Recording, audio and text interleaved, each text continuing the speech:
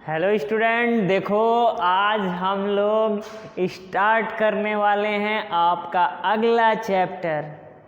अगला chapter student जो है वो है गति के नियम, बल। क्या देखिए, चैप्टर का नाम क्या है? गति के नियम, और आगे लिखा है बल। तो स्टूडेंट देखिए इसमें पढ़ने क्या क्या है। सबसे पहले स्टूडेंट हम लोग बल पढ़ेंगे, उसके बाद न्यूटन का गति विषयक नियम पढ़ेंगे। न्यूटन के गति विषयक 3 नियम हैं। पहला है जड़त्व का नियम, दूसरा बल का नियम, तीसरा क्रिया प्रतिक्रिया। और बात करें स्टूडेंट आगे बढ़ा जाए तो इसमें सबसे ज़्यादा जो हम लोगों को पढ़ना है न्यूटन के द्वितीय नियम को पढ़ना है। और न्यूटन के द्वितीय नियम में पूरा का पूरा चैप्टर पढ़ लेना है, क्योंकि पहला नियम बहुत ज़्यादा नहीं है, तीसरा नियम बहुत ज़्यादा नहीं है, लेकिन दूसरे नियम का अनुप्रयोग और बल के इतना ज़्यादा न्यूमेरिकल, इतना ज़्यादा आंकिक प्रश्न स्टूडेंट पूरा का पूरा चैप्टर 1 हफ्ते में लग जाएंगे। 7-8 लेक्चर में ये चैप्टर कंप्लीट होगा। तो स्टूडेंट कोई बात नहीं है, बहुत सारे प्रॉब्लम न्यूटन्स लॉ के बनेंगे, कुछ हम लोग यहाँ सॉल्व किया जाएगा और कुछ देखा जाएगा कि बाद में कैसे इसका यूज किया जाता है। तो सबसे पहले स्टूडेंट हम लोग बात करेंगे कि बल क्या होता है। देखें, बल,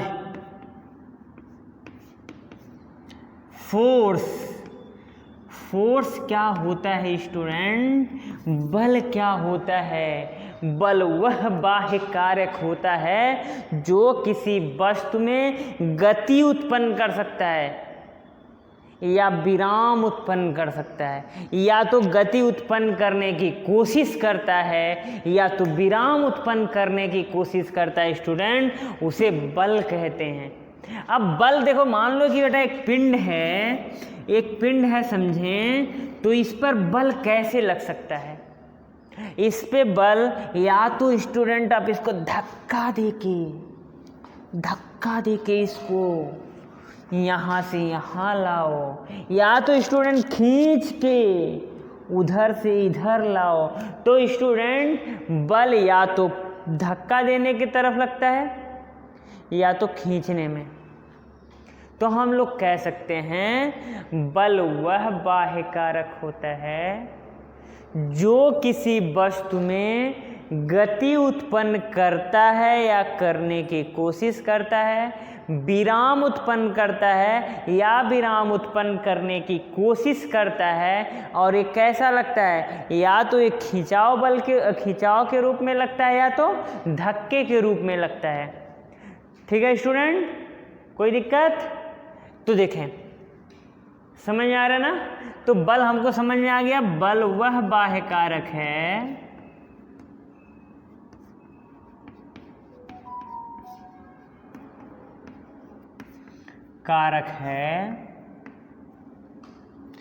जो किसी पिंड में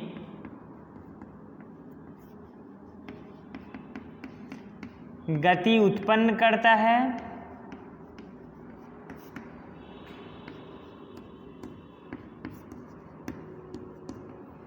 या करने की कोशिश करता है। क्या करता है स्टूडेंट? कोशिश करता है, गति उत्पन्न करता है या गति उत्पन्न करने की कोशिश करता है। और क्या कर सकता है स्टूडेंट? देखें ये कैसे लगता है, या तो ये धक्का देने के रूप में लगता है, बल धक्का दे रहे हैं हम लोग यहाँ धक्का के रूप में, या तो स्टूडेंट एक और पिंड बना ले। यहाँ देखें, एक और पिंड बनाया मैंने, ये अपना समतल है, चलें इसमें खींच लिया, इधर खींचाव रूप में, खींचने के रूप में लग सकते हैं, खींचने के रूप में। तो बल कैसे लग सकता है स्टूडेंट? बल हमारे पास दो तरह से लगता है, या तो धक्का देने में या तो खींचने के रूप में। ठीक है स्टूडेंट, समझ में आ गया बल। अब देखिए बल के प्रकार कितने होते हैं, बल के प्रकार कितने होते हैं। तो स्टूडेंट देखें, अच्छा और चीज़ें देखें, और बल क्या क्या कर सकता है। बल स्टूडेंट, बल गति वह विराम उत्पन्न करता है, विराम उत्पन्न करता है। ठीक है स्टूडेंट, और देखें गति, बल क्या करता है, आपके बॉडी का रूप परिवर्तित कर सकता है। हर एक बलून ले लें स्टूडेंट, उस बलून के ऊपर थोड़ा सा हम लोग बल लगा दें तो देखें बलून पहले ऐसे रहा होगा, गुब्बारा भाई गुब्बारा ऐसे रहा होगा। अब तो आप लोग जब बल लगाएंगे ना हो, तो बल लगाएंगे तो गुब्बारा कुछ ऐसी हो जाएगा, हो जाता है कि नहीं स्टूडेंट, बताएं तो एकदम ऐसे हो जाएगा गुब्बारा आपका। एक गुब्बारा ले लें, देखे हैं कि नहीं आप लोग, गुब्बारा देखे हैं। तो जब गुब्बारे पे बल लगा देंगे तो स्टूडेंट बल लगाने के बाद गुब्बारा ऐसे हो जाता है, तो विकृति आ जाती है। तो क्या होता है, किसी वस्तु के आकार व आकृति में विकृति भी उत्पन्न कर सकता है बल। बल क्या कर सकता है, बल वस्तु के आकार व आकृति में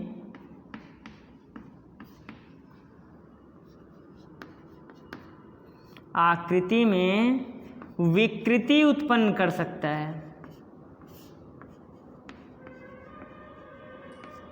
उत्पन्न कर सकता है या करता है, कर भी सकता है, चलें कर सकता है। और क्या कर सकता है, बल एक जगह से दूसरे जगह वस्तु को विस्थापित करता है। बल एक जगह से दूसरे जगह वस्तु को विस्थापित करता है। ठीक है स्टूडेंट, इतनी बातें समझ में आ गई। अब देखिए बल जो है स्टूडेंट, ये कितने प्रकार का होता है। देखें स्टूडेंट, ध्यान से सुनना है बेटा कि बल कितने प्रकार के होते हैं। तो बेसिकली स्टूडेंट जो बल होते हैं वो दो प्रकार के होते हैं स्टूडेंट, बल दो प्रकार के होते हैं। एक तो कौन सा बल, एक तो वह बल जो बेटा एक वस्तु से दूसरी वस्तु में एक्चुअल कांटेक्ट से लगता है, संबंधक बल। कौन सा बल, संबंधक बल। देखें स्टूडेंट, एक होता है संबंधक बल या स्पर्शी बल। स्पर्शी तो हम लोग डायरेक्ट नहीं कह सकते हैं, संबंधक बल लिखें स्टूडेंट, इसकी इंग्लिश होती है कांटेक्ट फोर्स। कौन सा फोर्स स्टूडेंट, कांटेक्ट फोर्स। और दूसरा होता है असंबंधक बल। कौन सा स्टूडेंट, असंबंधक बल। इसको बोलते हैं non contact force. Non contact force. कैसे, दो बल होते हैं बेटा। देखें आप ऐसे समझें कि मान लो आपको एक कार धक्का देना है। कार देखें ना, घर में कार होता है, या आपके साइकिल हैं, आपके घर में रखा हुआ बॉक्स है, इन सबको गति प्रदान करना है तो क्या करना होगा, आपको धक्का देना होगा स्टूडेंट। क्या करना होगा, धक्का देना होगा या तो खींचना होगा, तब तो गति करेगी। लेकिन इस चाक को यदि हम लोग छोड़ दिया जाए तो क्या ये नीचे गिर रहा है, तो इनमें कौन बल लगा रहा है। आप तो इनको क्या कर रहे हैं, मुक्त रूप से स्टूडेंट, ऐसे मुक्त रूप से इसको छोड़ दे रहे हैं, मुक्त रूप से छोड़ दे रहे हैं तो नीचे गिर जा रहा है। तो इनमें गति कौन उत्पन्न कर रहा है, इसमें गति के लिए बल कौन लगा रहा है, ये आपका अर्थ लगा रही है, आपकी पृथ्वी इस पे लगा रही है। तो जब आपकी पृथ्वी उस पर जो बल लगा रही है, क्या पृथ्वी आपको आपके पिंड को पकड़ने आ रही है कि पकड़ के खींच लो? न्यूटन साहब के सर पे जो एप्पल गिरा था स्टूडेंट, क्या अर्थ आई थी एप्पल को पकड़ के न्यूटन साहब के सर पे पटकने? नहीं आई थी, लेकिन वो बल लगा था। वो बल असंबंधक बल था, वह बल जो दो वस्तुओं के बीच स्पर्श होने से लगता है, कांटेक्ट होने से लगता है, उसको संबंधक बल बोलते हैं। कौन सा बल बोलते हैं स्टूडेंट? संबंधक बल बोलते हैं। और वह बल जो बिना संबंध के एक दूसरे को टच किए, स्पर्श किए लगता है स्टूडेंट, असंबंधक बल बोलते हैं। जैसे देखें, ये जो असंबंधक बल का उदाहरण हम लोग ले लें बेटा, तो कौन सा? अरे दो चुंबक ले लें स्टूडेंट। दो चुंबक ऐसे देखें, जब दोनों अपोजिट पोल कैसे चिपक जाएंगे, इनको बदल दो तो ऐसे करो, ऐसे लेके आएंगे, इधर चला जाएगा, इधर चला जाएगा, इधर चला जाएगा, तो इनके बीच बल कभी ये टच होता है ना? नहीं होता है ना स्टूडेंट? क्या बल लग रहा है इनके बीच? हाँ, बल लग रहा है। तो एक बल कौन सा है? ये आपका असंबंधक बल हो गया। तो गुरुत्वीय बल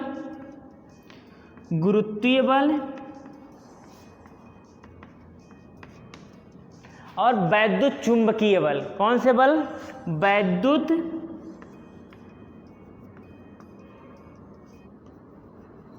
चुंबकीय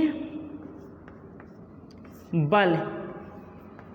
ये कौन से बल हो जाएंगे स्टूडेंट? असंबंधक बल हो जाएंगे। वैद्युत चुंबकीय बल का मतलब स्टूडेंट जो वैद्युत आवेश की वजह से जो बल लगे और जो चुंबक की वजह से बल लगे, इन दोनों बलों का मिश्रित शब्द होता है वैद्युत चुंबकीय बल, इलेक्ट्रोमैग्नेटिक फोर्स।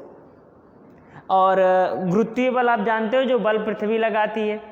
ऐसे असंबंधक बल स्टूडेंट जो होते हैं, जैसे घर्षण बल,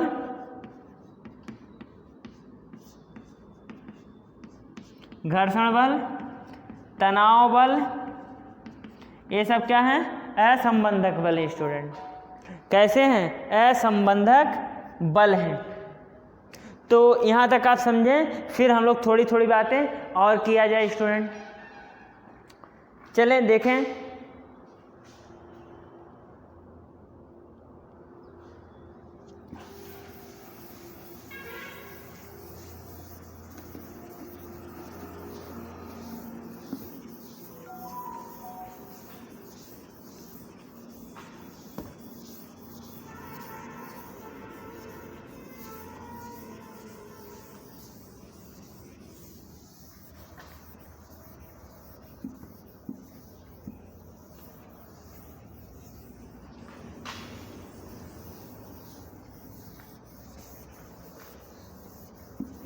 ये खराब हो गया। चलें स्टूडेंट देखें, पहला हम लोग बात करेंगे संबंधक बल के। ये देखें संबंधक बल।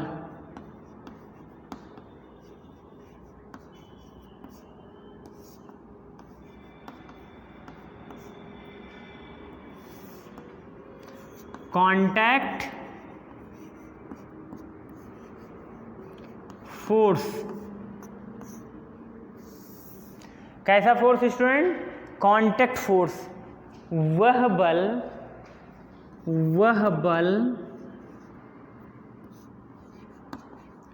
जो दो पिंडों के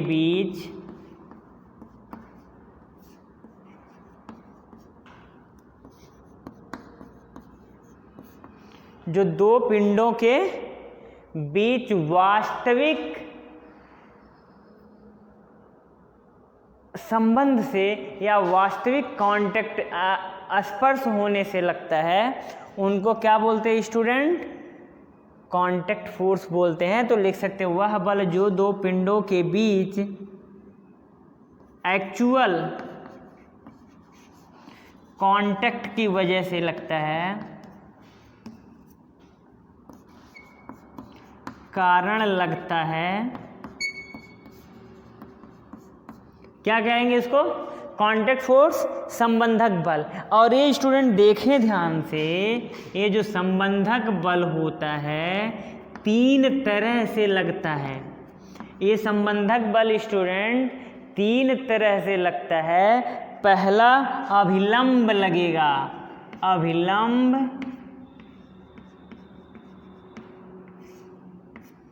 बल के रूप में लगेगा। अरे अभिलंब बल के रूप में लगने का क्या मतलब है स्टूडेंट? अभिलंब रूप में इसको नॉर्मल फोर्स इंग्लिश में बोलेंगे। नॉर्मल के रूप में लगने का ये मतलब है जब भी किसी पिंड पे लगेगा स्टूडेंट तो ये हमेशा पृष्ठ के सतह के लंबवत लगेगा, या तो ऊपर की ओर या तो नीचे की ओर या तो दाएं की ओर या तो बाएं की ओर। देखें स्टूडेंट, जैसे मान लें कि एक सतह है, इस पे एक बल हमने पिंड रख दिया तो पिंड का अपना भार क्या नीचे की ओर लगेगा? mg नीचे की ओर लगेगा कि नहीं लगेगा? तो ये देखें, ये सतह के क्या लंबवत है, इनके बीच देखें कितना कोण है, 90 अंश है ना। तो ये लंबवत नीचे की ओर लगा तो ये अभिलंब बल कहलाएगा। क्या कहलाएगा? अब देखें दोनों सतह, यह सतह और इस पिंड का नीचे वाला सतह क्या एक दूसरे से स्पर्श कर रहे हैं? हाँ, तो कर रहे हैं तो स्टूडेंट ये क्या कहलाएगा? संबंधक बल कहलाएगा। और जब भी नीचे लगेगा तो आप जानते हैं कि बल कभी अकेले नहीं होता है, वो हमेशा जोड़ी के फॉर्म में लगता है स्टूडेंट। जब इसका भार स्टूडेंट नीचे की ओर लगेगा तो सतह क्या करता है, इस पे एक दूसरा बल ऊपर की ओर लगाता है, जिसको बेटा नॉर्मल फोर्स अभिलंब बल यन कहेंगे। ठीक है स्टूडेंट। दूसरा बेटा जो लगता है तनाव बल। कौन सा? तनाव बल। देखें स्टूडेंट, तनाव बल भी क्या होता है? संबंधक बल होता है। कैसा बल होता है स्टूडेंट? तनाव बल संबंधक बल होता है। आपने देखा होगा कि घरों में जो रस्सियाँ, मान ली जैसे ये अपना एलईडी, ये देखें वायर है ना अपना, क्या ऐसे देखें ढीला पड़ा हुआ है, हमने पकड़ के इसको थोड़ा सा खींच दिया तो क्या हो गया? टाइट हो गया ना। तो इसमें तनाव बल आ गया स्टूडेंट। तो ये तनाव बल कहाँ लग रहा है? एक तो इस एंड पे लग रहा है, दूसरा इस एंड पे लग रहा है, ऐसे पूरा देखिए खींचा गया ना। तो ये तनाव बल क्या कर रहा है? ये जो रस्सी की लंबाई है, तार की लंबाई है, उसको छोटा करने की कोशिश कर रहा है। तो तनाव बल हमेशा क्या करता है? दो पिंडों के बीच की दूरी को मिनिमाइज करने की कोशिश करता है, कम करने की कोशिश करता है। ठीक है स्टूडेंट, इसको क्या बोलेंगे? टेंशन बोलते हैं, टेंशन फोर्स। Clear student? तो तनाव बल हो गया। तीसरा स्टूडेंट होता है घर्षण बल। तो स्टूडेंट जो कांटेक्ट फोर्स होता है ये 3 तरह से लगते हैं। कैसे कैसे? अभिलंब बल, तनाव बल, घर्षण बल। तो स्टूडेंट आप कहोगे घर्षण बल क्या होता है? घर्षण बल बेटा वह बल होता है जो आपके गति के दिशा के, गति के वेग का विरोध करती है। मान लीजिए आप ऐसे चल रहे हैं 20 मीटर प्रति सेकंड की रफ्तार से, तो 2-4 मीटर प्रति सेकंड की रफ्तार से उधर भी एक बल लगेगा। उधर एक ऐसी अवस्था आएगी कि जो आपकी गति को रोकने की कोशिश करती है। जैसे मान लो कि आप साइकिल चला रहे हो टूटे फूटे रोड पे, आप खूब बल लगा रहे हो, लेकिन रफ्तार क्या कम आ रही है। क्यों कम आ रही है? क्योंकि वो टूटा फूटा रोड आपके टायर और सड़क के पहिए के बीच एक विरोधाभासी बल लगा रहा है, एक विरोधाभासी बल लगा रहा है, जिसको स्टूडेंट हम लोग घर्षण बल बोलेंगे, फ्रिक्शन बोलते हैं स्टूडेंट। क्या बोलते हैं इसको? फ्रिक्शन बोलते हैं। और आपको फ्रिक्शन के बारे में पीएचडी यहाँ करना, पढ़ना है। फ्रिक्शन का एक टॉपिक अकेले पढ़ना है और बहुत सारे उसके न्यूमेरिकल करने हैं। तो स्टूडेंट सब समझ में आ गया कि तनाव बल क्या है, अभिलंब बल क्या है, फ्रिक्शन बल क्या है? कोई दिक्कत है स्टूडेंट? चलें इसको नोट करें फिर आगे बढ़ा जाए।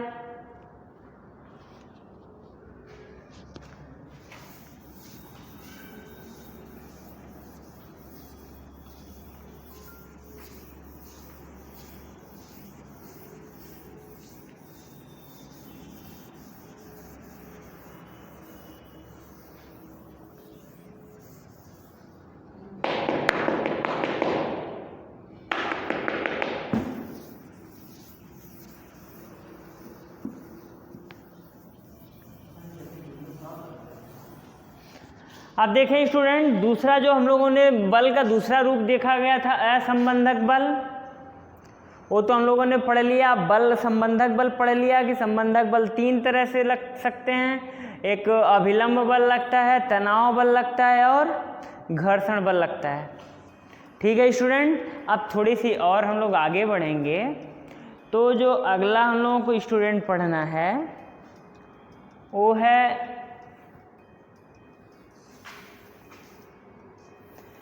बल। हम लोगों ने पढ़ लिया। अब न्यूटन के गति विषयक नियम के बारे में हम लोग पढ़ेंगे बेटा। और सबसे पहली बात आती है कि जड़त्व क्या है। ठीक है स्टूडेंट, तो चलें हेडिंग डालेंगे हम लोग जड़त्व।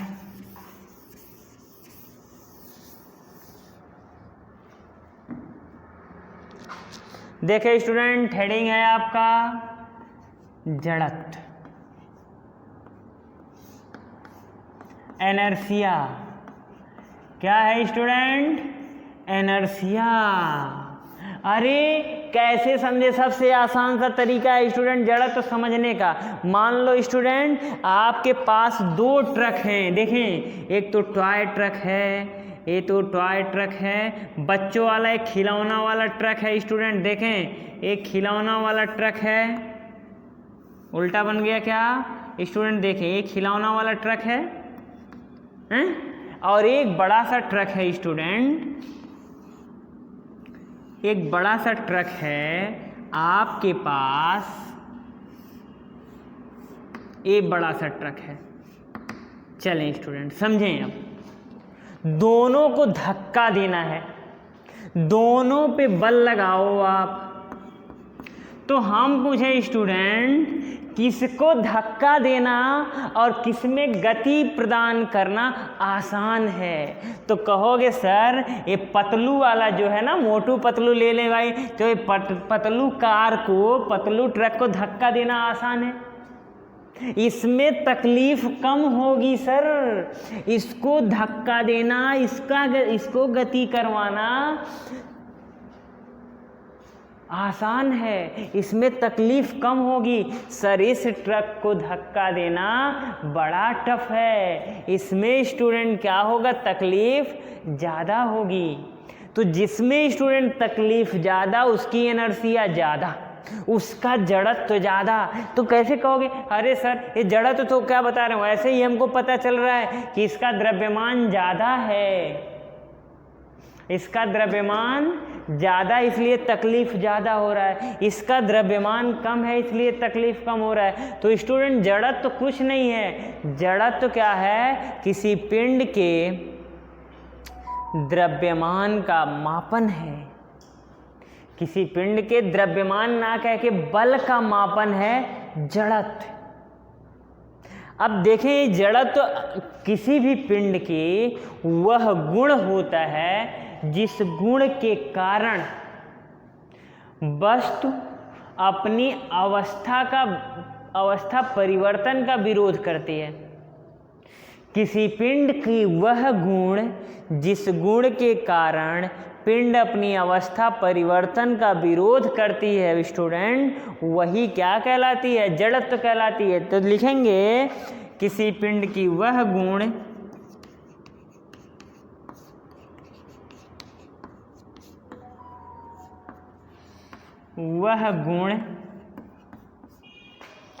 जिस गुण के कारण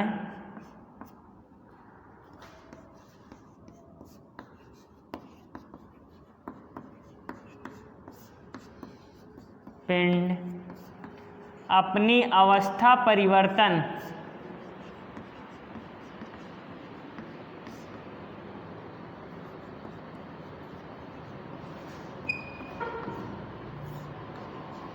परिवर्तन का विरोध करती है।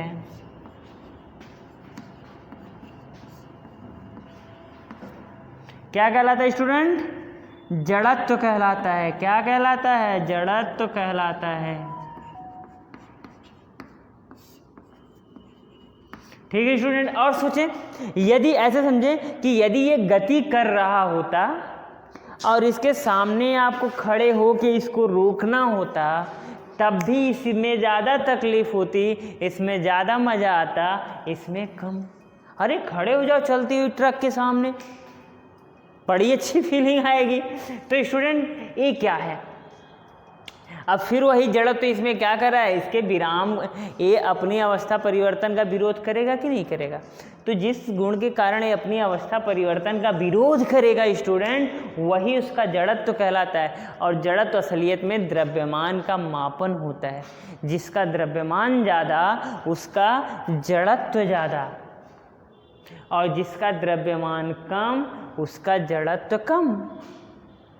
ठीक है स्टूडेंट, इसका जड़त्व ज़्यादा होगा, इसका जड़त्व कम होगा। ठीक है स्टूडेंट, इसी के आगे हम लोग स्टूडेंट जो पहला पढ़ना है, न्यूटन का गति विषयक प्रथम नियम। क्या पढ़ना है स्टूडेंट? न्यूटन का गति विषयक प्रथम नियम। न्यूटन का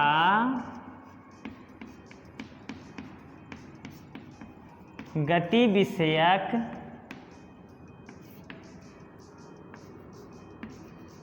प्रथम नियम।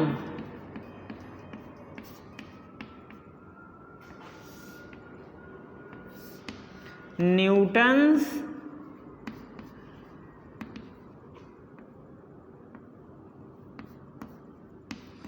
First law of motion. क्या पढ़ना है student? Newton's first law of motion. तो स्टूडेंट देखें न्यूटन साहब का फर्स्ट लॉ क्या था? फर्स्ट लॉ स्टूडेंट तो जड़त्व ही है। न्यूटन साहब ने क्या देखा कि यदि कोई वस्तु अपनी विराम की अवस्था में है तो तब तक विराम की अवस्था में रहेगी जब तक उस पर कोई बाह्य बल ना लगाया जाए। जैसे ऐसे समझें कि ये पिंड है, मान लीजिए किस में है बेटा? ये विराम में है।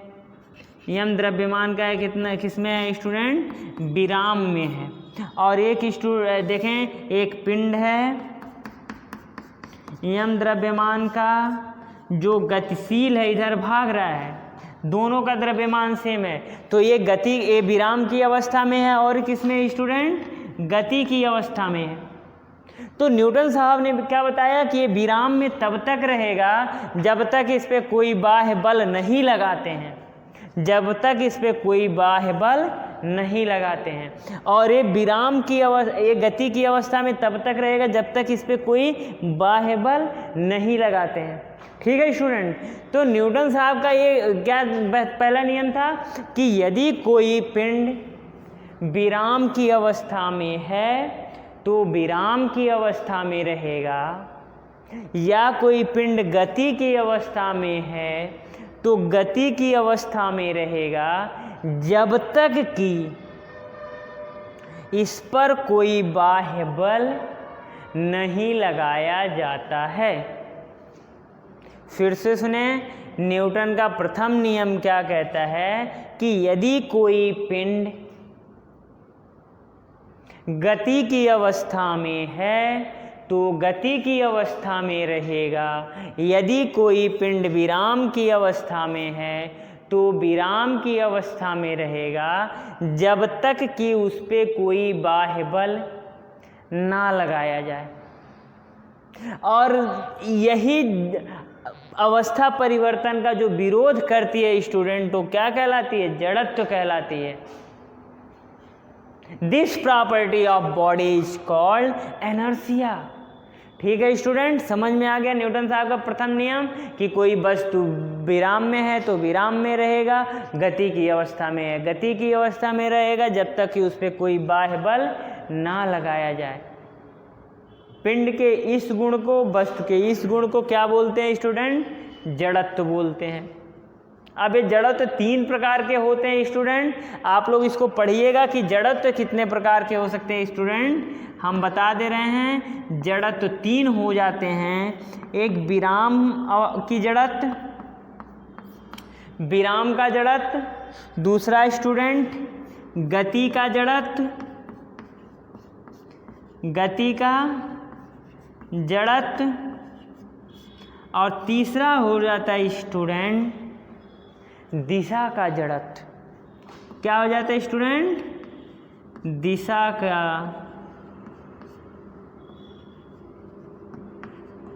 जड़त्व। तो स्टूडेंट जड़त्व तीन प्रकार के होते हैं, विराम, गति और दिशा। Inertia of rest, inertia of motion, inertia of direction. क्या बोलेंगे student? Inertia of rest, inertia of motion, और इसको बोलेंगे स्टूडेंट इनर्शिया ऑफ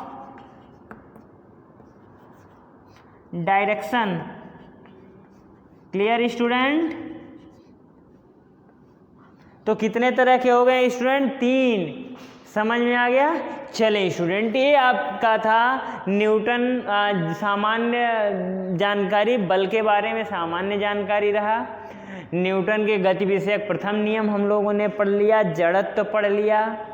अब स्टूडेंट अगला जो हम लोग बात करेंगे बल के बारे में बात करते हुए आगे बढ़ा जाएगा, संवेग पढ़ा जाएगा और बल और संवेग के बीच क्या संबंध होते हैं वो पढ़ा जाएगा। न्यूटन का द्वितीय नियम ही जाना जाएगा स्टूडेंट। ठीक है, तो आज बस इतना देखें आप और चैनल सब्सक्राइब करें ताकि हम लोग अगला जैसे ही आपको मिले उसको आप देख पाएँ। ठीक है स्टूडेंट? ओके।